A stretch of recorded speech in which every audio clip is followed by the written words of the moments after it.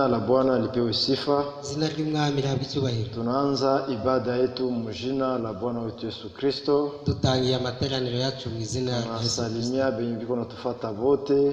Turamukije Jina la Yesu Kristo. Mu izina rya Yesu. Tukiwahitajia baraka tubifuriza imigisha ndani ya hilo jina, muri iryo zina, na tukiamini ya kwamba kwizera yuko unakuwa baraka ambazo zinafatana na kusikia maneno ya Mungu. Hari imigisha igendana no kumva amagambo y'Imana. Ndiyo sababu neno la Mungu ni mbegu, kuko ijambo ry'Imana ni imbuto. Sasa inaingia ndani ya roho yako, iyo ryinjiye mu mutima wawe, inakuta bulongo ya mzuri, iyo risanze mu butaka bwiza, utakuwa mwenye kubarikiwa, uzahabwa umugisha, sababu itazala, kuko rizabyara. Sawa vile tulikuwa tunasema neno la Mungu ni mbegu, nkuko twabivuga yuko ijambo ry'Imana ari imbuto. Ndani ya Luka sura 8, muri Luka ibice 8 mstari ya umurongo wa 11, Yesu ndiye mwenye kutuambia ya kwamba Yesu niwe watubwiye yuko neno la Mungu ni mbegu, ijambo ry'Imana ni imbuto. Sababu ni swali ambao wamitume walimuuliza, ni ikibazo intumwa zamubajije wakati alikuwa anahubiri ndani ya Mathayo sura ya 13, je yabwirizaga muri Mathayo 13 kuhusu habari za mpanda mbegu, bijanye n'inkuru y'umubibyi. Yesu alihubiri kuhusu mbegu, Yesu yabwirije kubijanye n'umubibyi, na akahubiri mu mifano, kandi abibwiriza mu migani. Na sasa alikuwa anahubiri kwa mifano, abwiriza mu migani, batu habakumuelewa, abantu ntibamusobanukiwe, n'aba mitume habakumuelewa, n'intumwa ntizamusobanukiwe, habakupata comprehension au usikilivu mwema ya ile mahubiri yenye alihubiri, ngo babone kumva neza ikibwiriza cyo yabwirizaga, au basi kupata ufunuo, cyangwa se kubona guhishuka. Na juu ya ile bakamutia pembeni, bakamuuliza, Bwana tuambie sababu gani unahubiri mu mifano? Kuki ubwiriza mu migani? Na alikuwa anahubiri mu mifano sababu ilikuwa imetabiriwa ya kwamba atafungula kinywa chake kwa mifano. Byari byarahanuwe yuko azafungura umunwa we abwiriza mu migani cyangwa mu bwiru. Na ndani ya Luka sura 24, no muri Luka 24 mstari 44 kuendelea, murongo wa 44 kukomeza, wakati alikuwa anazungumza na bamitume yake, igihe yaganiraga n'intumwa ze, akabakumbusha maandiko matakatifu, abibutsa ibyanditswe byera yeye inamhusu yeye, byari bimwerekeyeho. Nisema hakuna kitu kenye Yesu angeliweza kufanya kinyume ya maandiko matakatifu, ntacyo Yesu yagombaga gukora kitandukanye n'ibyanditswe byera, au basi mitumikio yake cyangwa se mikorere na maisha yake yote n'imibereho ye yose ilikuwa utimilifu kwari gusohora ya binye bilimutabiriwaka hako kwibyamuvuzweho.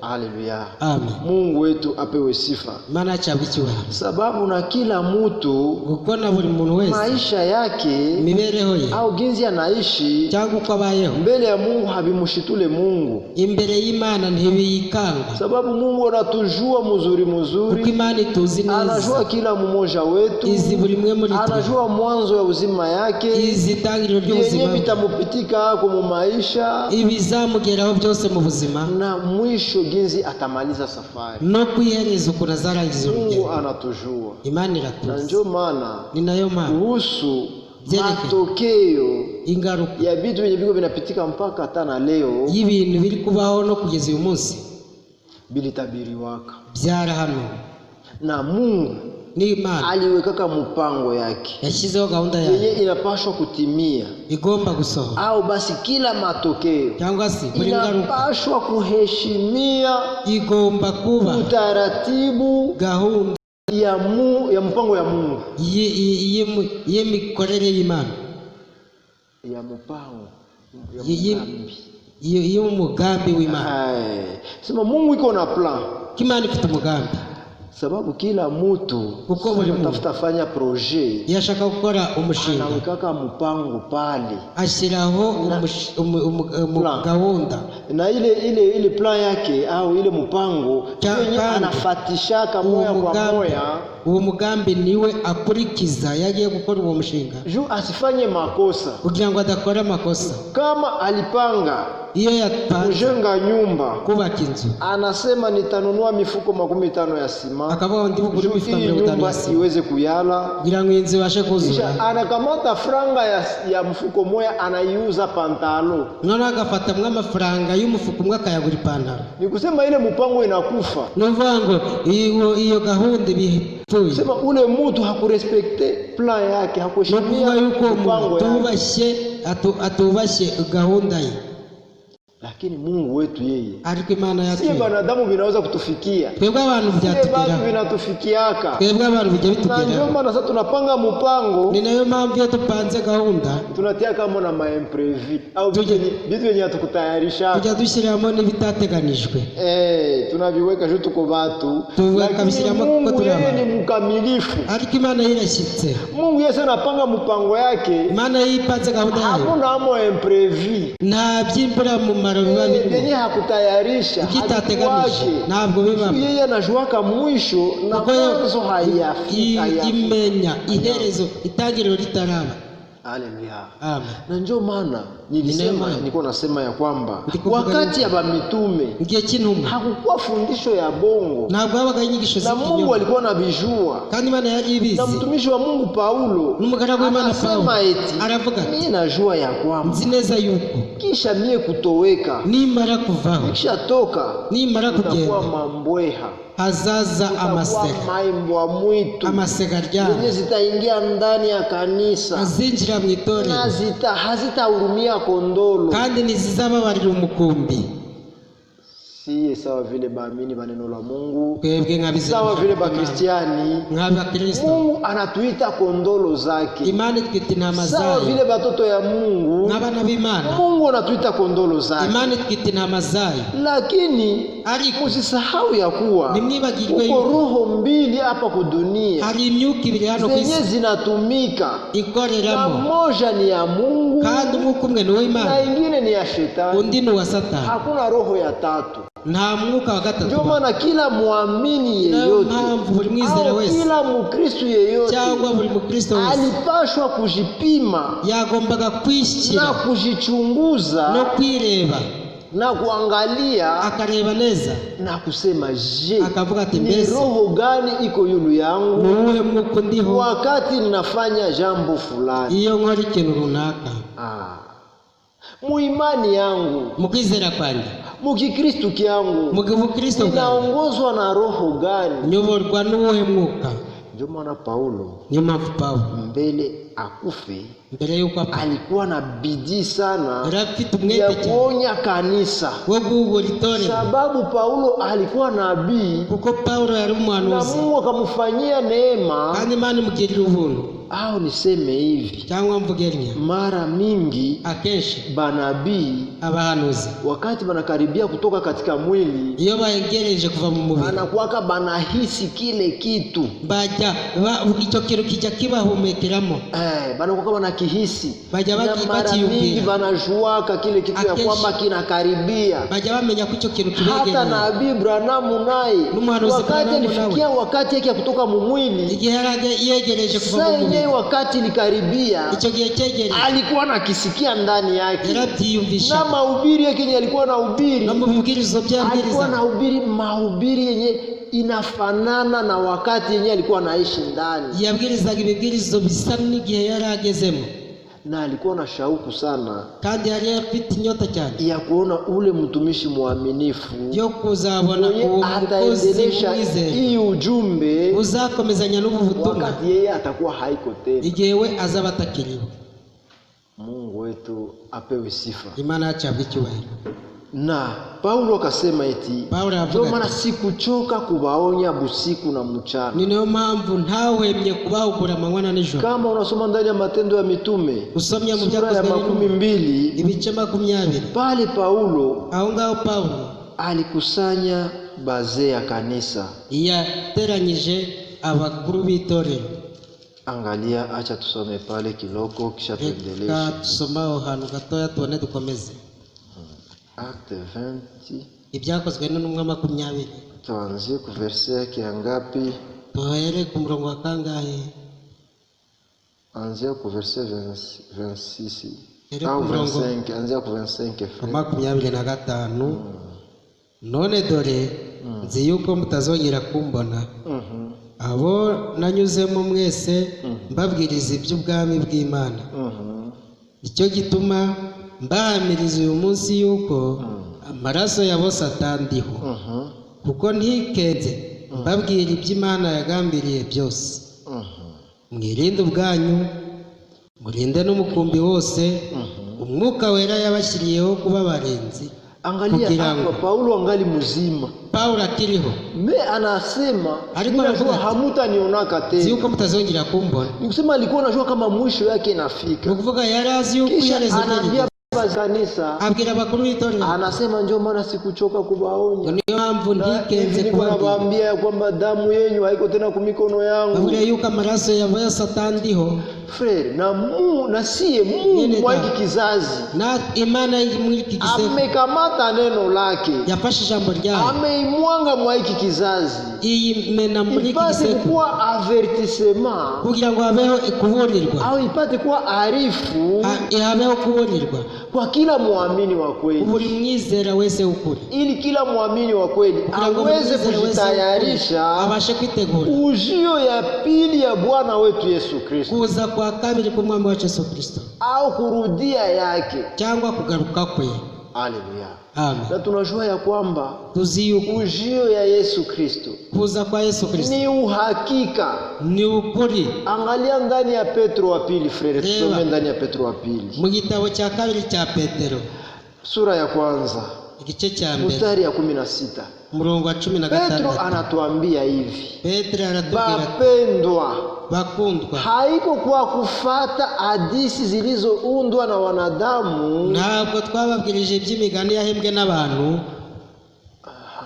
Mtatusomea tu ndio tutasikia mzuri. Eti haiko kwa kufuata hadithi zilizoundwa na wanadamu, ndio tulibajulisha ujio ya Yesu Kristo ya nguvu. Nitwakurikije imigani yahimbwe n'ubwenge, ubwo twabamenyeshaga imbaraga z'umwami wacu Yesu Kristo no kuzaza kwe, ahubwo twiboneye n'amaso yacu icyubahiro cye gikomeye. Twende pole pole. Anasema sasa tuko tunafundisha ngo iyo twigisha sasa yenyewe tulibahubiri juu ya ujio wa Yesu Kristo. Twababwiraga ibyo kuza kwa Yesu Kristo. Hatukukamata vitabu ya mahadithi. Ntabwo twafashe ibitabo by'imigani ndio tutosheamo mahabari za kuambia kuhusu ujio wa Yesu. Ngabari byo tukuramo ibyerekeye kuza kwa Yesu Kristo. Mafundisho yetu kuhusu ujio wa Yesu Kristo byerekeranye no kuza kwa Yesu kwa akili za watu, ntabwo byubatswe ku bwenge bw'abantu au ku hadithi za watu, cyangwa ku migani y'abantu, au ku mafundisho ya kiteolojia, cyangwa ku nyigisho za kiteolojia. Hapana. Oya. Lakini Petro anasema si bamitume, tuko batemwe, tuko tunabahubiria, tunabafundisha yenye tulijioneaka na macho yetu, ibyo twiboneye n'amaso yacu, kuhusu utukufu yake, byerekeranye n'ubwiza bwe. Haleluya. Amen.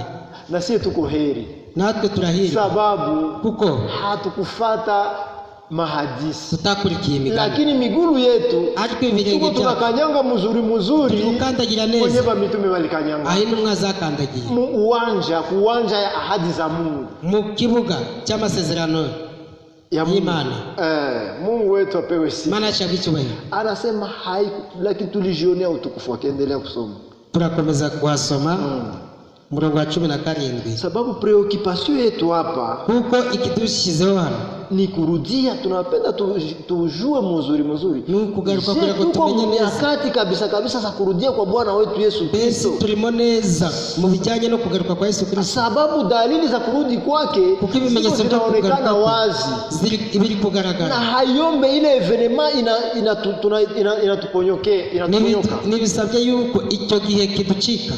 Inaomba kabisa tunajitayarisha, tunajipanga sawa tukishyira neza, Yesu Kristo anapokuja kugira ngo Yesu Kristo atukute tuko tayari, adusage tuweze kunyakuliwa, kugira ngo tubashe kujiendea, twigende, ponyoke tutoke mwa mateso ya hii dunia. dunia, tugende tuve muri toke kugangaika kumisi, mshida za siku kwa siku, tuve mu ngorane z'umunsi ku wundi. na mimi naamini ya kwamba Mungu atatuwezesha. Kandi nizera yuko Imana izabidushoboza. Naamini ya kwamba Nizera yuko bidii yetu umuhati wacu haitakufa bure. utazapfa ubusa. Paulo anasema Paulo avuga ati bidii yenu katika Bwana umuhati wanyu haitakufa mwami bure. ntuzapfa Na ubusa. nyie muamini ya kwamba bidii yenu ndani ya Bwana Namwe mwizere haitakufa yuko bure. umuhati wanyu mu mwami utazapfa ubusa. Ile imani yenye uko unapigania Uko kwizera urwanira ilipewaka ba mitume Pako ndi kwa mara moja tu, rimwe gusa haitakufa bure. ntabwo kuzapfa ubusa. Wakati yenye tunafikia, Igihe tugeze tunakaribia ile pumuziko ya milele. begereye uko kuruhuka kwiteka, Soma frere. kuko yahawe n'Imana Data wa twese ishimwe n'icyubahiro, ubwijwi ryavugiraga mu bwiza bukomeye cyane rimubwira riti ngo uyu mwana wanjye nkunda nkamwishimira. Iryo jwi twaryumvise rivugira mu ijuru ubwo twari kumwe nawe kuri wa musozi wera. Wakati walikuwa kwa ile mlima mtakatifu Ubwo bari kuri wa musozi wera, ambayo Biblia inaita tena mlima wa mageuzi. ahandi Bibiliya wita umusozi wo guhindurirwamo. Sababu ni pale kwa ile mlima mtakatifu Kuko ni kuri wa musozi wera Yesu alibadilishwa. niho Yesu yahinduriye. Hapa ndani ya Petro wa pili sura ya kwanza mstari ya 16 kwenye tuko tunasoma. Aha, muri Petero wa kabiri igice cya mbere Petro kuva 16 turi gusoma. Petero ari kwibutsa yenye bilibatokea benye bilibakuwa hako kumulima ya mageuzi, ibyababayeho ku musozi wo guhindurirwaho, benye bilifanyika ndani ya Mathayo sura ya 17 byabaye muri Matayo 17 mstari ya kwanza kuendelea. murongo wa mbere Sababu gukomeza. pale njo Yesu Kristo alikamata Petro, Yohana na Yakobo, Kuko niho Yesu yafashe Petero, bakapanda Yohana na Yakobo kumulima, buriye umusozi. na wakati walifika kwa ile mulima, Bageze kuri uwo musozi, Musa na Eliya bakatokea Mose na Eliya barababonekera, na biko wanaangara. Bafite Wakati kurabakira. Musa na Eliya balitokea, igihe Mose na Eliya Petro babonetse, akaambia Yesu, eti Petro Bwana, abwira Yesu ati, tujenge hema tatu hapo, twubake ingando eshatu moja hano, yako, imwe moja yawe, ya Musa, imwe ya moja Mose, ya Eliya. indi ya Eliya. Sababu Petro alikuwa hajabatizwa na Roho Mtakatifu, Kuko Petero yari atari yabatizwa n'umwuka wera, alikuwa hana ujuzi yari adafite ya ubumenyi Biblia iko nasema. kubw'ibyo avuga. Wakati yenye balikuwa ndani, Igihe bari bakiri aho, ilikuwa wakati ya kutembelewa igihe bari barimo cyari igihe cyo na kugenderera Bwana wetu Yesu Kristo. n'umwami wacu Yesu Kristo. Wakati ya Eliya ilikuwa imepita, Igihe cha Eliya wakati ya cyaratambutse, Musa ilikuwa igihe cya Mose imepita. cyarahise. Kanisa ilikuwa haina bezo ya sheria tena, Itorero ryari sababu ritagikeneye sheria amategeko. zilikuwa zimemezwa na neema, Kuko amategeko yari yasimbuwe n'ubuntu, imemezwa. yari yamizwe n'ubuntu, Na ile wakati ilikuwa wakati ya neema. kandi icyo gihe Sema cyari igihe Petro cy'ubuntu. alikuwa hakuelewa, Petero yari au adasobanukiwe, alikuwa hajaelewa na huduma ya Yohana Mbatizaji, yari atari yasobanukirwa n'umurimo wa Yohana Umubatiza. sababu huduma ya Yohana Mbatizaji Kuko umurimo wa Yohana Umubatiza ilikuwa kukamata roho za bababa, kwari ugufata imitima y'abadata, kukamata imani ya agano la kale, gufata kwizera ko mu isezerano rya kera kuikutanisha na roho za watoto, akaguhuza no kwizera au kw'abana, kuirudisha ku imani cyangwa akakugarura ku kwizera kw'intumwa. na hema yenye tulikuwa nayo besoin ilikuwa moja, ni ya Yesu Kristo. Ingando yari ikenewe n'imwe yari ya Yesu Kristo. Na ndio maana saa yenyewe balikuwa biko unasema vile, Niyo mpamvu igihe bavugaga sauti ikasikilikana mbinguni, ijuru, huyu ndiye mwana wangu mpendwa, uyu mwana nipendezwa wanjye naye, nkunda nkamwishimira, mumusikilize yeye. mumwumvire. Balikuwa na besoin ya kusikia mtu mmoja Bari bakeneye Bwana kumviriza wetu umuntu Yesu Kristo, ari we umwami wacu Yesu Kristo. na ndio maana Ni nayo Petro mpamvu sasa anapana ile ushuhuda, atanga anasema ubuhamya, vyenye tuko tunasema aravuga ngo ibyo iko tuvuga très sérieux, ngo birashyitse, au ni haiko bitu ya muzaha, ntabwo ari ibintu haiko vya by'imigani, michezo, ntabwo ari ibintu ni byo gukina, vitu vya kweli, ni ibinyakuri vyenye macho yetu by'amaso ilijionea yacu yiboneye mulima ya mageuzi. ku musozi wo guhindurirwa. Na sasa yenye tunabahubiri juu ya ujio wa Yesu Kristo, None iyo tubabwiriza kuza kwa Yesu Kristo, tujitegemeze ku mahadisi za watu. ntabwo tuba twishingikirije ku migani yavuzwe yahimbwe n'abantu. Unajua ndani ya Habakuki Muzi mwene data, muri sura ya Habakuki pili ibice bibiri, Biblia inatuambia Bibiliya iratubwira ya kwamba unabii inapotolewa iyo ubuhanuzi butanzwe uingojelele tu, uzabutegereze itatimia. uza ko buzaza Hata ikawie, nubwo itatimia. buzasohora. Haleluya. Amen. Na ndani ya Hosea sura ya 6, no muri Hosea ibice 6, Fred tusomee Hosea sura ya 6, dusomere Hosea ibice 6 kuanzia ku verse ya kwanza. Usikie ginzi neno la Mungu inasema juu ya ujio wa Yesu Kristo. duhere ku murongo wa mbere kumve ko Hosea avuga bijyanye no kuza kwa Yesu Kristo. Hosea ibice 6 umurongo wa mbere. Nimuze tugarukire Uwiteka kuko ari we wadukomerekeje kandi niwe uzadukiza. Niwe wadukubise kandi niwe uzatwomora. Azaduhembura tumaze kabiri, ku munsi wa gatatu azaduhagurutsa kandi tuzabaho turi imbere ye. Dushishikariye kumenya, tugire umwete wo kumenya Uwiteka. Azatunguka nk'umuseke utambika nta kabuza, azatuzaho ameze nk'imvura y'itumba isomye ubutaka. Biblia inasema Yesu Kristo atakuja. Biblia inavuga ngo Yesu Kristo azaza. Mimi Biblia Kinyarwanda nasema azatunguka. Yake tatokea ghafla. Biblia inavuga ngo azaza atunguranye. Atakuja, asema ntakabuza azaza, si vile? Ngo ntakabuza azaza. Hakuna kya kuzuia. Ngo ntakabuza. Hakuna tatizo. Nta kizamuzi. Atakuja. Azaza. Biblia inasema certainement il viendra. Ngo nukuri. Bila shaka kweli. Ngo nukuri atakuja. Azaza. Haleluya. Atatokea, atachomoza sawa vile mwanga wa asubuhi. Ameze nk'umucyo wa mu gitondo. Sawa vile ile nuru ya asubuhi.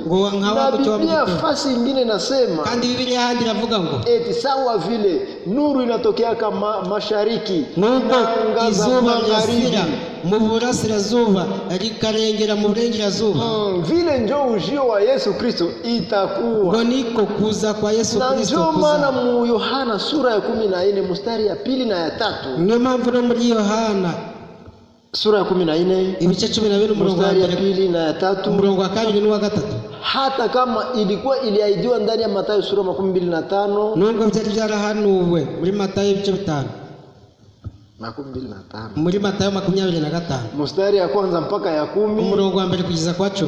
Yesu Kristo naye akajipania ahadi tena. Yesu Kristo nawe akasema mimi naenda kuwatayarishia makao. Aravuga ati ngiye kubategurira ahantu. Namaliza kuwatayarishia makao. Nimara kubategurira aho muzaba. Ndarudia kubatwala. Zagaruka mbajyana. Ili kwenye mie niko. Kugira ngo aho na nyie mupate kuikala pa. Bariho namwe muzaba. Haleluya. Amen. Na ndani ya Waebrania no mu Baheburayo sura ya 9 ibice 9, Paulo naye yuko natuambia Paulo akatubwira ujio ya kwanza, kuza kwa mbere. Haleluya. Amen. Na ujio ya pili ya Yesu Kristo, kuza kwa kabiri kwa Yesu Kristo. Na pale anatuambia nini? Frere tusomee aho ngara tugira ngo iki Waebrania sura ya 9 mu Baheburayo ibice ni ya 28 umurongo wa 28. Abaheburayo ibice 9 umurongo wa 28 haravuga ngo niko na Kristo amaze gutambwa rimwe. Anzia yulu kiloko dore hejuru gato 27 kuri 27. Kandi nk'uko abantu bagenewe gupfa rimwe hanyuma yaho hakaza urubanza, niko na Kristo amaze gutambwa rimwe ngo yishyireho ibyaha bya benshi. Ile ni ujio ya kwanza, kuko nukuza kwa mbere. Salikuya mara kwanza ngo yazaga alikuya juu akuwe zabihu, yaje kugira ngo abigitambo. Yeye ambaye alikuwa mwana kondoo wa Mungu, we wari intama y'Imana. Yohana 1:29. Yohana igice cya mbere mwana kondoo wa Mungu anayeondoa dhambi za dunia.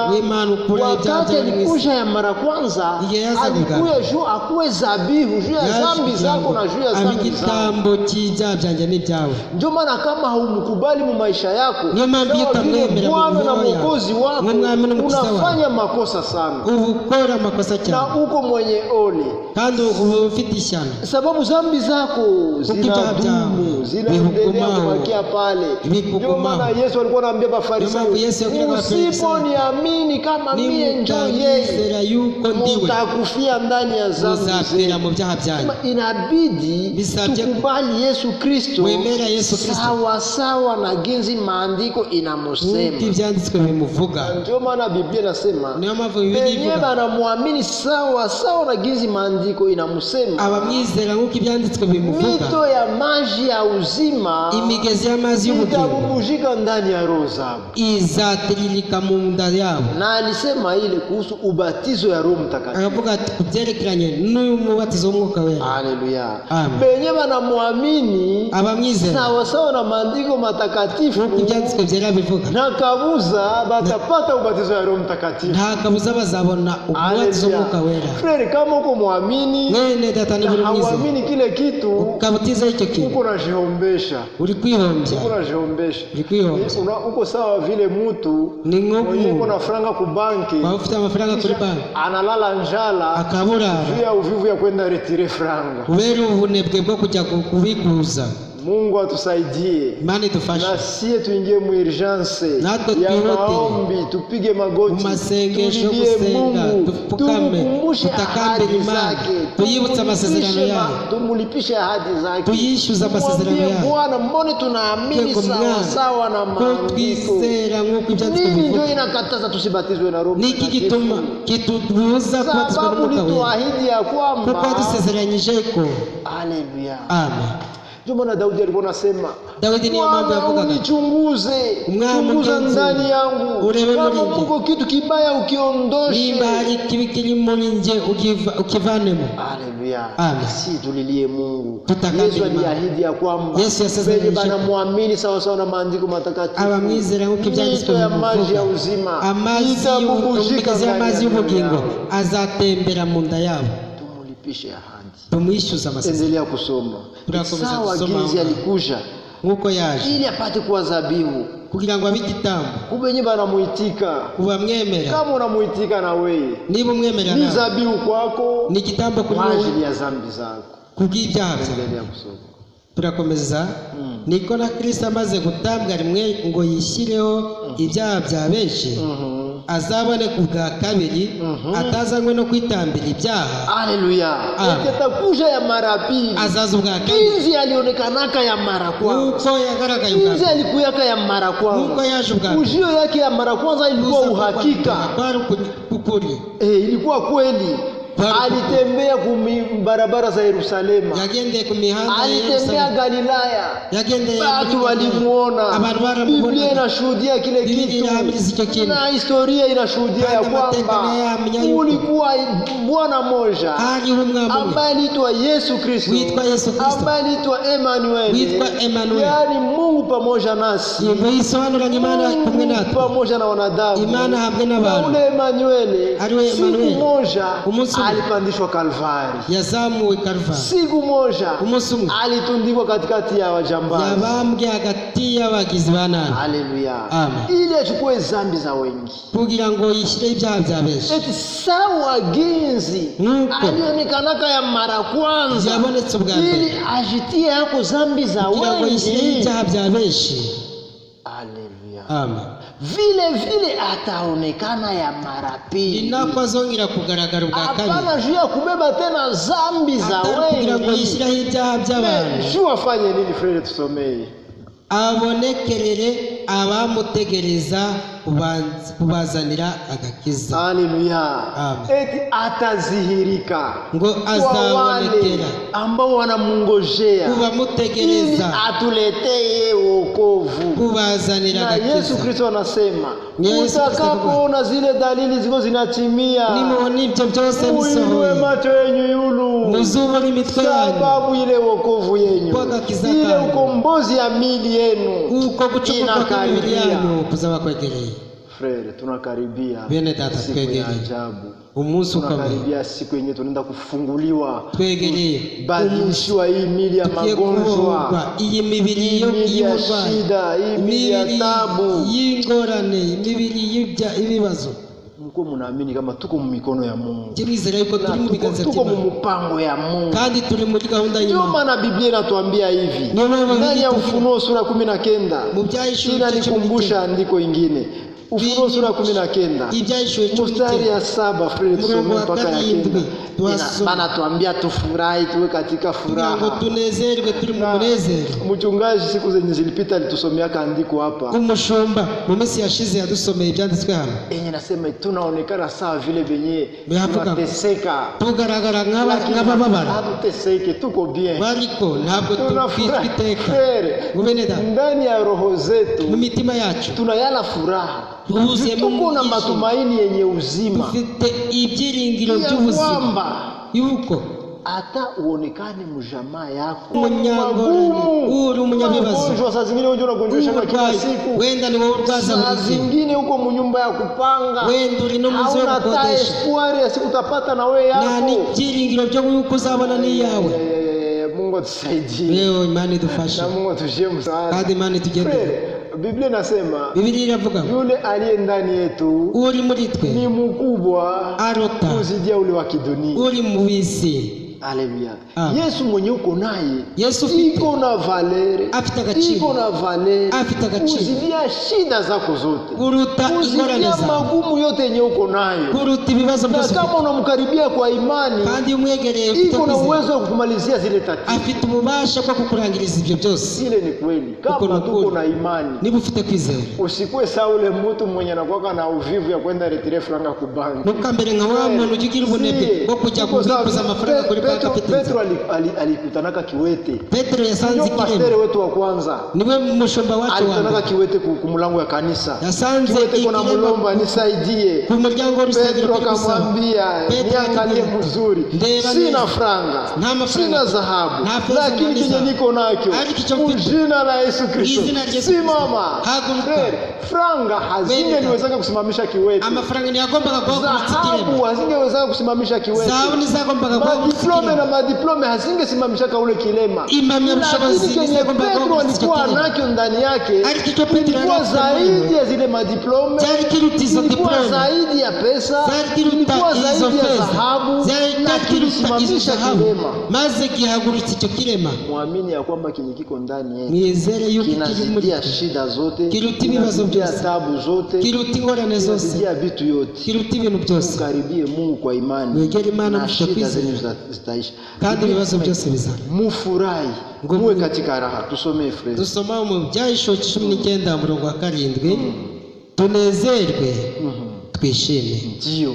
tuyihimbaze kuko ubukwe bw'umwana w'intama busohoye, umugeni we akaba yiteguye, kandi ahawe kwambara umwenda w'igitare mwiza urabagirana utanduye. Uwo mwenda w'igitare mwiza ni wo mirimo yo gukiranuka yabera. Amen. Amen. Ili tufurahi, Utunezere katika raha, twishime sababu kuko harusi ya mwana kondoo ubukwe bw'umwana w'intama karibia, busohoye, na bibi harusi wake kandi umugeni we amejiandaa. akaba yiteguye. Je, uko unajiandaa Se, frere? uri Je, kwitegura uko muri dada? unajiandaa dada yangu? Wese uri kwitegura mushiki wanjye? Je, maisha yako inalingana na Injili? Ese imibereho yawe ijyanye n'ubutumwa? Atusaidie. Imana igufashe. Siku zilizopita Iminsi yashize, mtumishi wa Mungu Ewald Frank umugaragu w'Imana Ewald alikuwa Frank iko na hubiri yari ari kubwiriza au baliredifuze, alihubiri mahubiri yenye Branham alihubiriaka kuhusu aina tatu za waamini. uburyo butanu bw'abizera, uburyo butatu bw'abizera. Anasema kuko basio amini, avuga ngo hari abatizera, kuko baamini nusu, hari abizera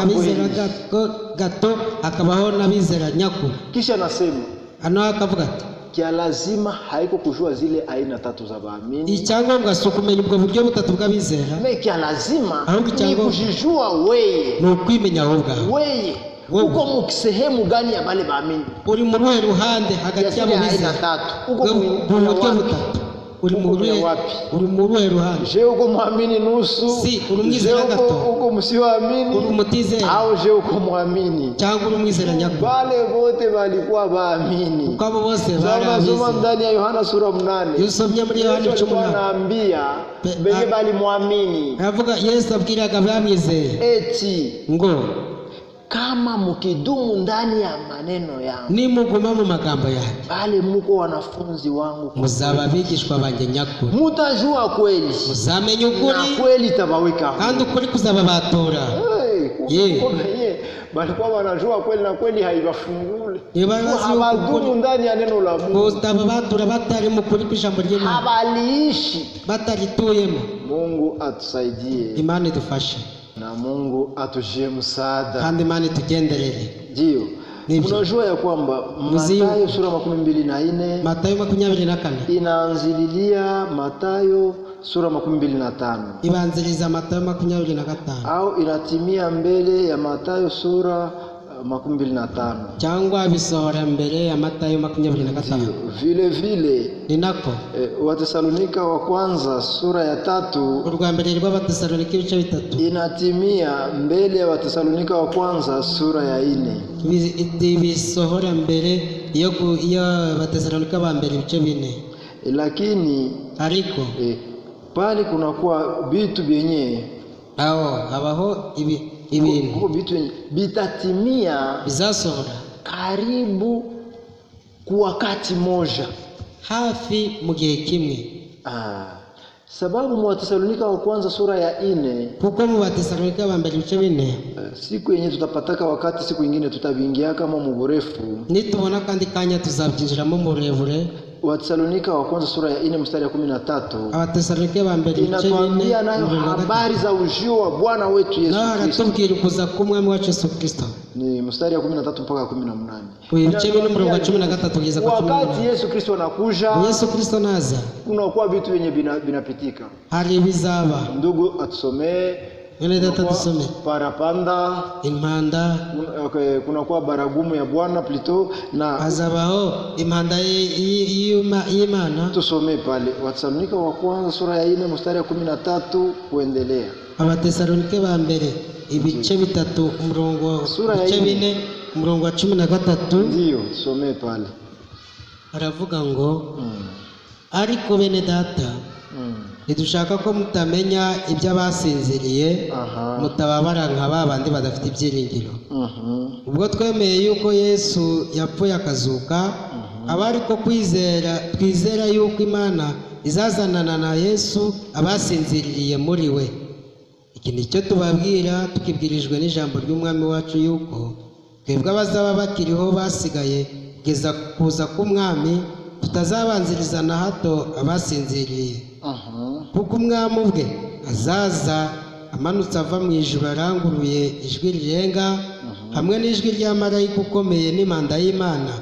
Nuko abapfiriye muri Kristo nibo bazabanza kuzuka, maze natwe bazaba bakiriho basigaye duhere ko tujyananwe nabo tuzamuwe mu bicu gusanganira umwami mu kirere. Twende pole pole, acha kwanza pale. Petro aravuga ati mujue ya kwamba, mumenye neza yuko siye benye tuko hai, twebwe abazaba bakiriho wakati Yesu Kristo anakuja, Yesu Kristo naza, hatutatangulia tutazabanziriza benye bali kufaka abasinziriye. Ile ni kitu cha kwanza. Hatutatangulia benye bali kufaka, ntabwo tuzabanziriza bali kufaka, ahubwo abasinziriye batafufuka kwanza, bazabanza kuzuka. Na biko namna gani bameze bati, na bameweza kubadilika, na siye tutabadilishwa pamoja nao, tuzahinduranwa hamwe nabo, kisha tutamulaki Yesu Kristo mawili, maze tujye gusanganira Yesu Kristo mu kirere. Mu sehemu za ufufuko, mu gihe cyo muzuko, au mu sehemu za ufufuko, mu bice byo kuzuka, muko mu sehemu kubwa mbili, harimo ibice bikuru byinshi bibiri. Muko vipande mbili vya kabambi, harimo ibice bibiri bikuru. Kuko ufufuko ya kwanza, hariho kuzuka kwa mbere. Yeye ndani ya Biblia utasikia mara mingi Biblia nasema, akenshi muri Biblia uzumva ko bali kufa katika Bwana batafufuka juu ya uzima, abapfiriye mu mwami bazazukira ubugingo.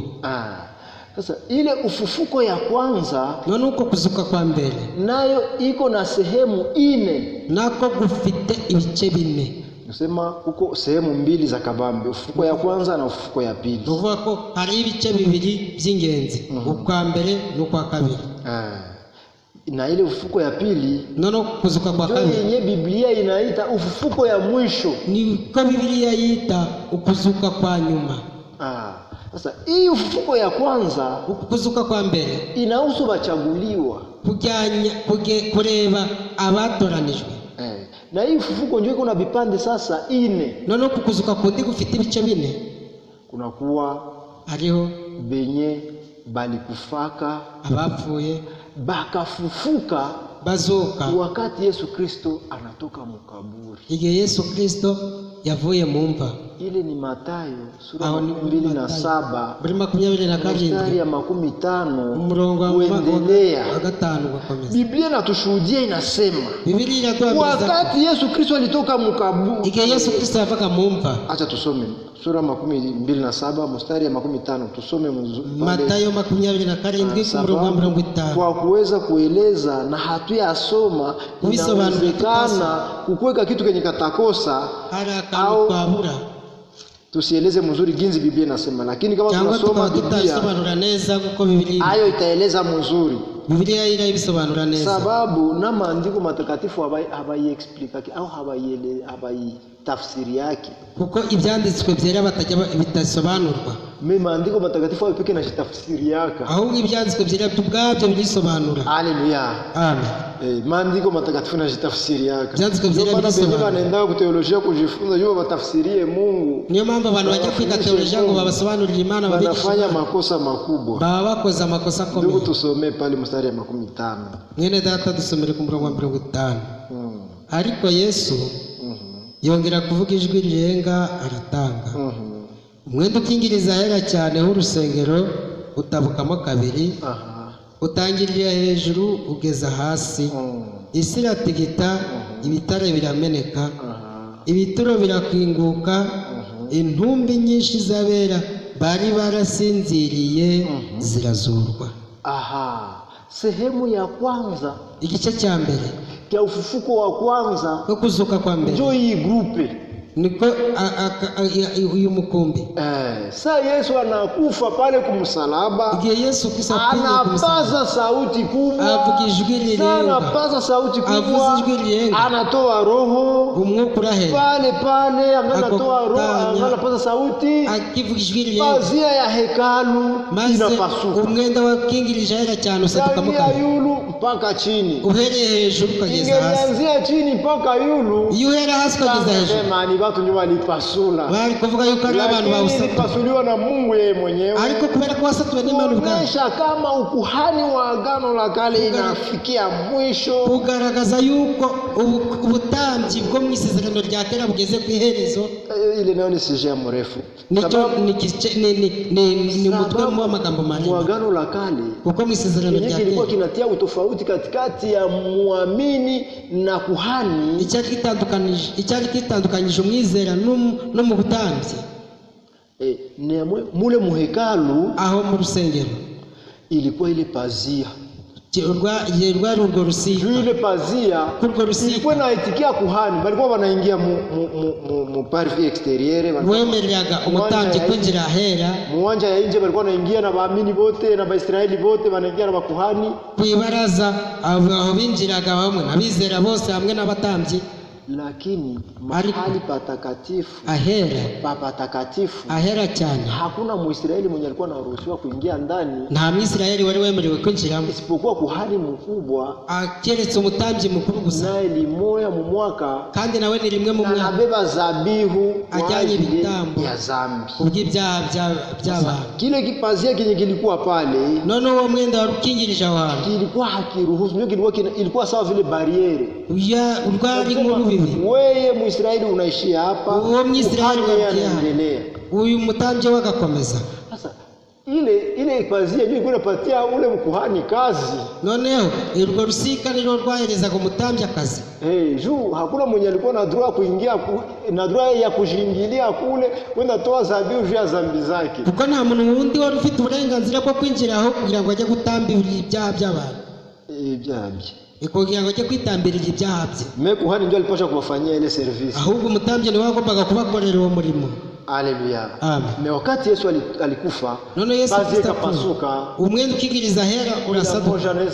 Anaweza ingia mahali patakatifu analilia zambi zake. Nta muntu, kila mtu, buri wese noneho yagombaga kwinjira hera akiriye kubw'ibyaha bye. na leo ni ndani ya Yesu Kristo. kandi uyu munsi muri Yesu Kristo, ni ndani ya Yesu Kristo, muri Yesu Kristo ndio ile mahali patakatifu pa patakatifu. aho niho hera cyane. Haleluya. Amen. Na kila mtu kandi buri wese iko na droit kama anapenda uburenganzira yashatse anaweza kuingizwa ndani ya mwili usioonekana wa Yesu Kristo. yakwinjizwa hera cyane mu mubiri muri Yesu Kristo, mwili usioonekana ya Yesu Kristo, mu mubiri utagaragara wa Yesu Kristo. Haleluya. Amen.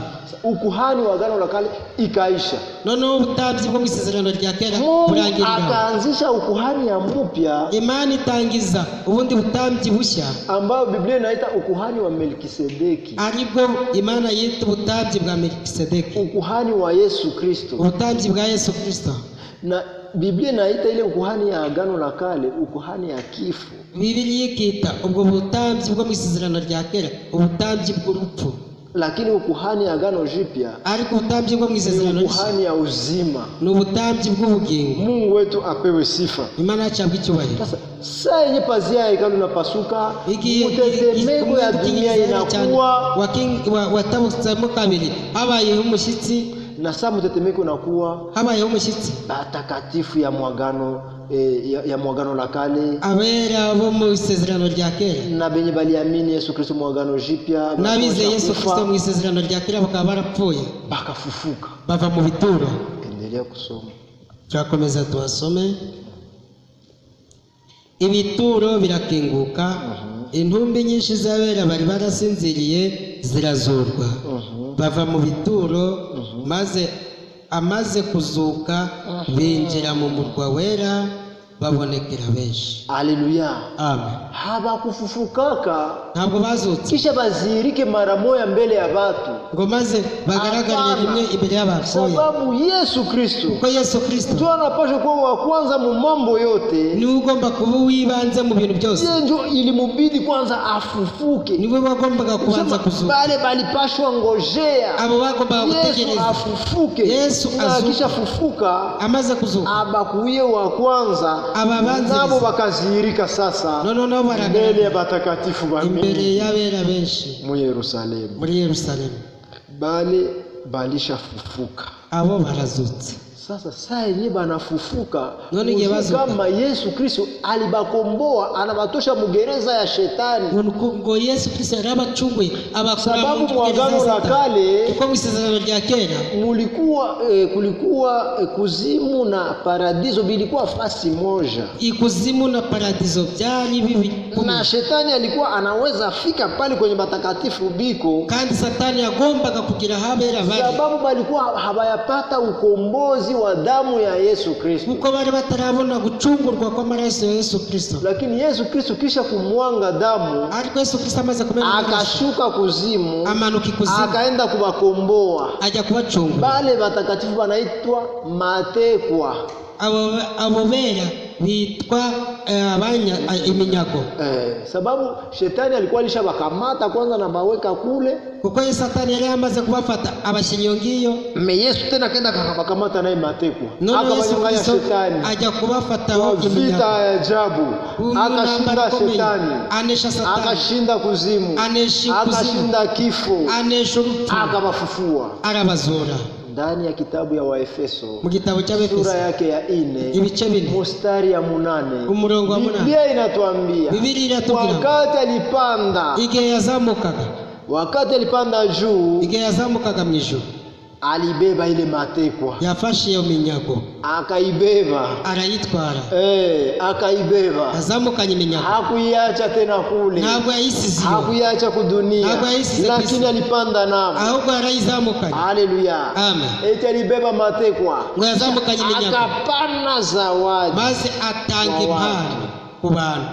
Sababu Uko saa yenye unasoma iyo usomye kuhusu mbingu ndani ya Biblia ya Kifaransa, unataka mbingu kwa wingi, ijuru mu bwinshi, kuko mbingu za mingi, hariho amajuru, au basi tuseme kuko viwango mingi ya mbingu, cyangwa se tuvuge ngo hari ibice byinshi by'ijuru. Alibaacha ndani ya kiwango moja, yabasize mu gice kimwe cy'ijuru, yeye akapanda juu ya mbingu zote, we azamuka hejuru y'amajuru yose. Haleluya. Amen. Ili atimize mambo yote, kugira ngo asohoze byose. Sasa Kenye kinaacha mimi naenda kule. igitumye ngiyo Nisho ngiyo tusome ndani ya Watesalonika wa kwanza. cyatumye kuko dusoma mu Batesalonika ba mbere Kenye kiliacha mimi naenda kule. icyatumye ngiyo ngiyo Watesalonika wa kwanza sura ya 4.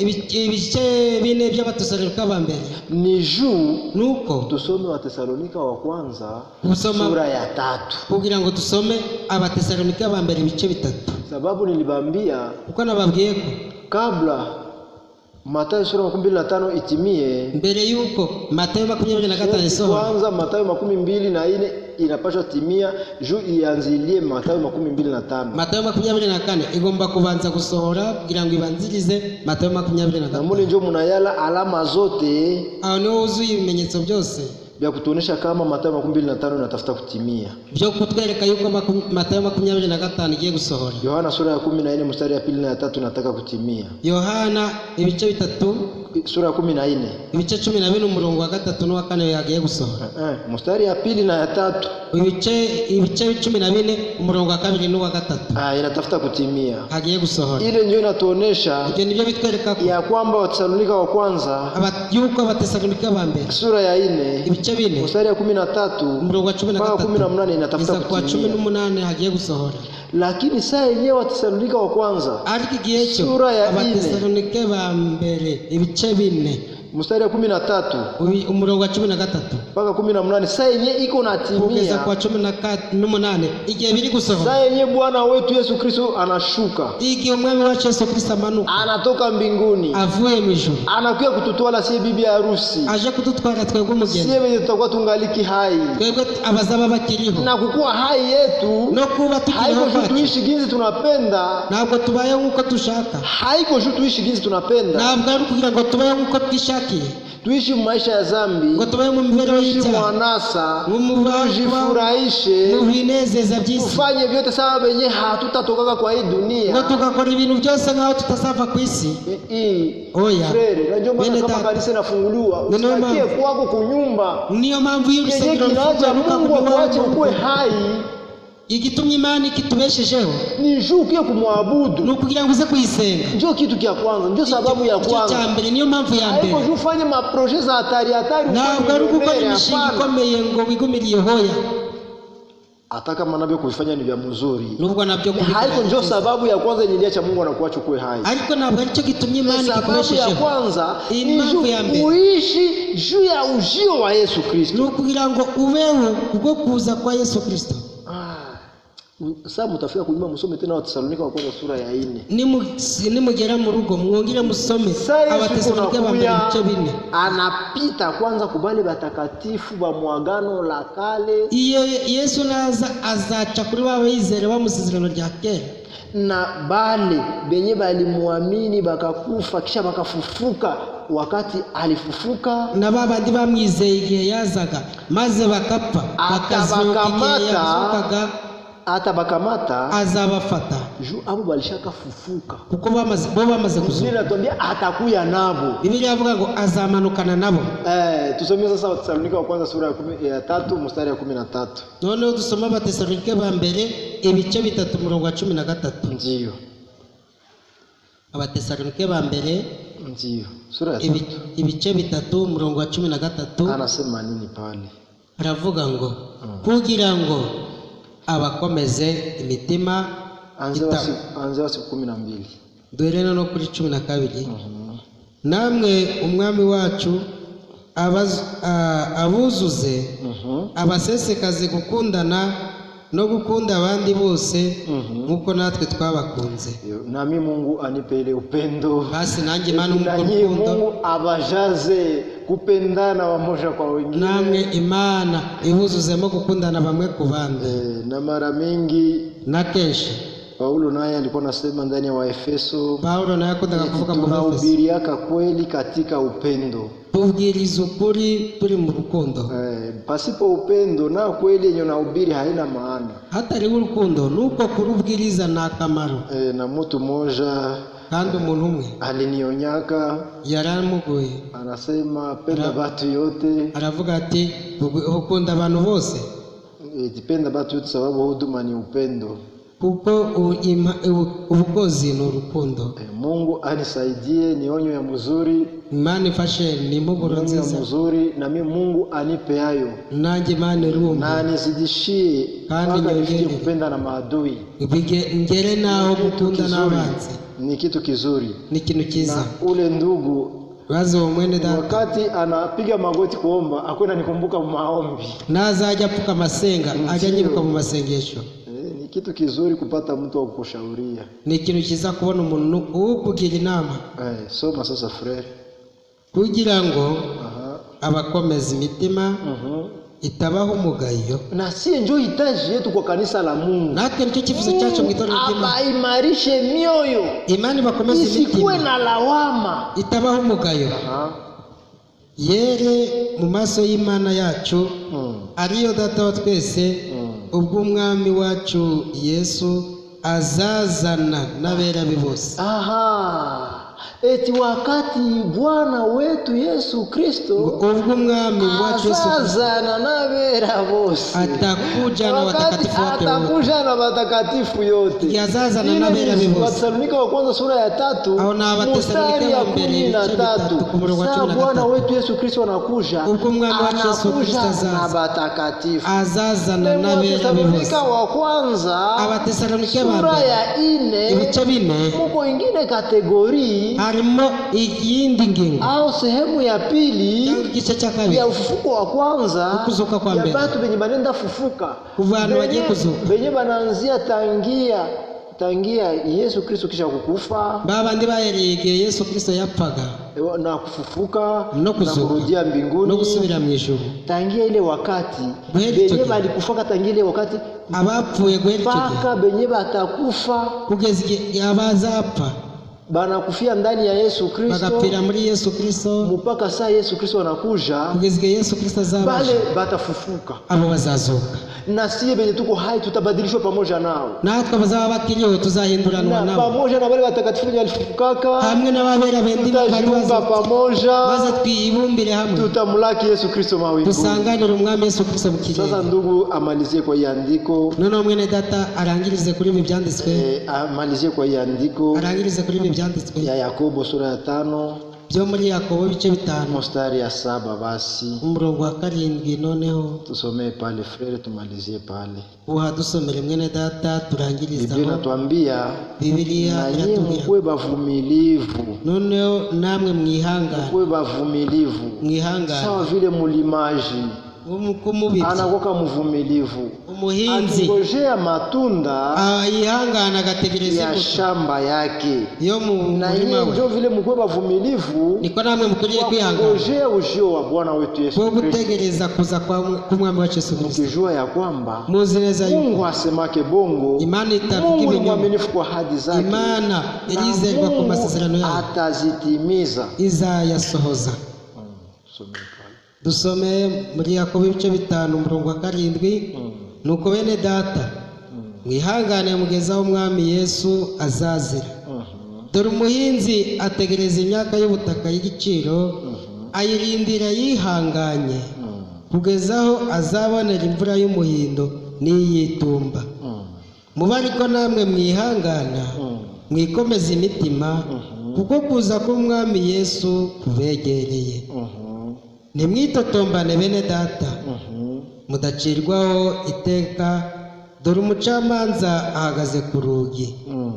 Abahanuzi bahanuye mu izina ry'umwami Imana mubakureho icyitegererezo cyo kurenganywa no kwihangana. Mwibuke yuko abihanganye tubita abanyehirwe. Mwumvise ibyo kwihangana kwa Yobu. Anaturudisha mpaka kuvumilivu wa Yobu. Ageze no kwibutsa kwihangana kwa Yobu. Anaturudisha ku Yobu kuko Imana idusubije kuri Yobu, sababu Ayubu nuko Yobu uvumilivu yake, kwihangana kwe iliacha anarudishiwa batumye agarurirwa baraka zenye alikuwa nazo kumwanzo, imigisha yari afite mbere mara pili, inshuro ebyiri. Na si sawa vile kanisa la Agano Jipya, natwe nk'itorero ry'isezerano uvumilivu ugize kwihangana, tutarudishiwa mara pili tuzagarurirwa inshuro ebyiri zile baraka zenye shetani alitunyang'anya mwa hii muda wa vizazi 7 ya kanisa. iyi migisha satani yatunyaze muri ibi bisekuru muri iki gihe cy'ibisekuru 7, sababu kanisa ya mwanzo pale siku ya Pentekote kuko itorero muri cyage cya ilikuwa na baraka zote za kiungu, ryari rifite imigisha yose y'Imana. sawa vile Paulo alisema kisha mie kwenda mbwa mwitu zitaingia. nimara kugenda enzi yuko amasega ryanazinjira. Ni kweli mbwa mwitu ziliingia, ni ukuri amasega yarinjira, ikaondosha kwanza mafundisho ya kweli ndani ya kanisa, zabanje gukuramo inyigisho nguvu za Roho Mtakatifu zikaondoka, imbaraga z'umwuka wera ziva. Roho wa Mungu na neno la kweli n'ijambo ry'ukuri banatembea pamoja, birajyana. Kwenye neno la Mungu la kweli liko, aho ijambo ry'Imana kwenye Roho wa Kristo anakuwa, niho n'umwuka w'Imana kwenye Roho wa Kristo anakuwa, aho umwuka wa Kristo anakuwa makuu na maajabu ya haba ibikomeye n'ibitangaza by'Imana. Wakati mafundisho yalitoshwa ndani ya kanisa, igiye inyigisho z'ukuri zavanywe mu itorero,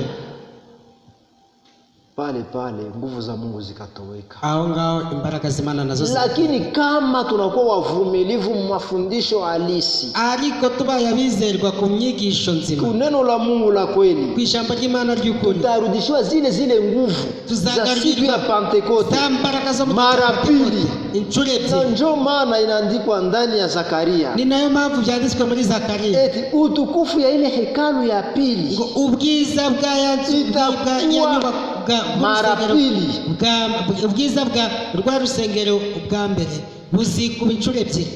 Ile hekalu ya pili, rwa rusengero rwa kabiri, itakuwa na utukufu ruzagira mara pili, inshuro ebyiri kuzidia ile ya kwanza, kurusha urwa mbere. Na si kanisa ya Laodikia ya mwisho itakuwa na utukufu mara pili, na itorero ryo muri Laodikia izo mbaraga tuzazikubirwa inshuro ebyiri. Na mkumbuke ya kwamba, kandi mwibuke yuko Ayubu yeye Yobuwe hakurudishiwa tu baraka, ntabwo yagaruriwe imigisha gusa, alirudishiwa pia ahubwo yagaruriwe ndani ya mwili wake n'umubiri we, alirudishwa katika ujana, ngo yasubiye mu busa, kuwa na uzuri umubiri ugira ubwiza mu ujana wake, ngo nko mu busa. Hii mili itabadilishwa, natwe iyi mibiri izahindura, tutavaa mili ya utukufu, twambara imibiri y'ubwiza kandi tuzamurwe. Acha tuombe Mungu, reka dusenge Imana. Kama tunapewa siku ingine, nitubona akandi kanya, tutawezaka petetre kufungia pale, wenda tuzasoreza aho ngaho. Tulionyesha ya kwamba uko twagaragaje yuko Yesu Kristo alikuja mara kwanza, Yesu Kristo yaje ubwa mbere kwa kanisa lake, mucungura itorero ile litabiriwaka ndani ya Isaya sura ya 9 mstari ya 5. Ivyo byahanuwe muri Isaya ibice 9:5. Itabiroka ndani ya Isaya sura ya 7 mstari ya 14. Byahanuwe no muri Isaya ibice 7:14. Bikira atachukua mimba, yuko umwana azasamira, atazaa mtoto mwanaume, azabyara umwana w'umuhungu, ataitwa Emmanuel, azitwa Emmanuel, yani Mungu pamoja nasi. sobanura ngo Imana hamwe natwe.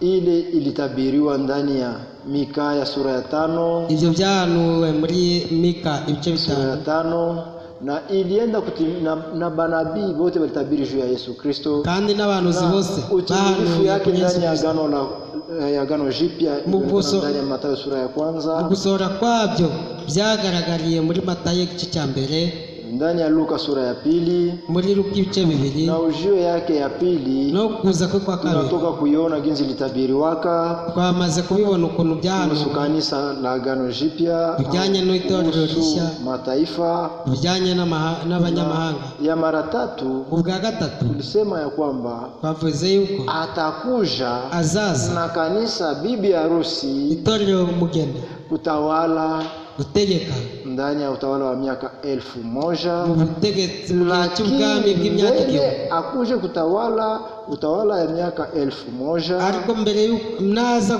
gutwara mu gihe cy'ubwami bw'imyaka 1000, sema ya kwamba twavuze yuko Ufunuo mbe ngombwa yuko sura ya 19 ibyahishuwe ibice 19 mstari ya 11 murongo wa 11 mpaka ya 16 kugeza kwa 16 kwanza itimie nayo. Ni ngombwa ko nawo ugomba kwanza Yesu Kristo atakuja kufarasi ya mweupe, Yesu Kristo azazira ku farasi na jeshi la mbinguni hamwe n'ingabo zo mu ijuru, kuja kulipiza kisasi aje guhorera kuhusu Israeli Israeli na kuhusu, kupiga maadui wa neno lake no gukubita abanzi na bayo maadui wa Israeli, n'abanzi na b'Isirayeli. kisha pale None aho ngaho tutaingia ndani ya utawala ya miaka 1000. tuzinjira mu bwami bw'imyaka 1000. Lakini Mungu akatupatia tena kaneema kengine, Ariko Imana nyongera kuduha ubundi buntu, hatutaingiaka mu bya mingi sana, ntabwo tuzinjira muri byinshi cyane. tutaangalia kale ka sehemu ka mwisho ka Israeli, Tuzareba ako gace ka nyuma ka Israeli, tuangalie ni vitu gani vinatuhusu mule,